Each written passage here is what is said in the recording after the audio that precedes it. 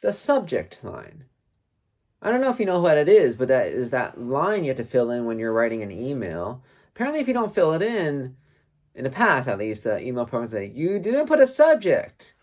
And nowadays, who uses the subject, right? I mean, Google gives you a snippet, everybody has followed along.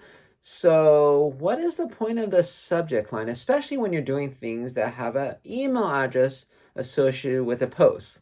Like if you're responding to Craigslist, they'll give you an email address that has a post associated. Well, guess what?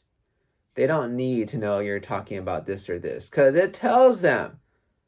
You could just click on the bottom and it shows them the post, right?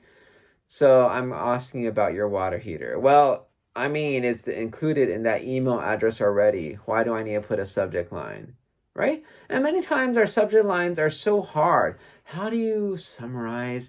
How do you say, like, what do you say for a subject line anyways, right? My content's there. You want me to summarize too? That's a very high level function. Executive summaries, executive function. Might as well be a CEO, but you have to do these summaries, right? And make it so sure it's a subject line. Why do we still have all these things? I feel it's very interesting, all these antiquated things from the past, right? That those of us who've grown up with these things know, and those new people don't do.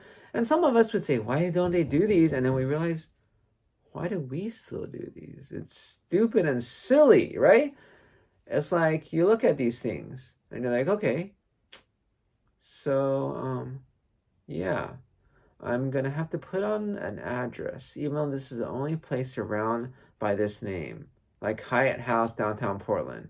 But you still gotta put out address. Oh, because the post office doesn't have Google, right? Or why do you have to put down all these little things in your address that don't really matter, right? Like the name. Yeah, so they know my name and they could track down my address in case they can't read the rest of my writing. They can't read my name too, probably, right? But it's funny when you think about all these things, right? Like subject lines, summaries, antiquities.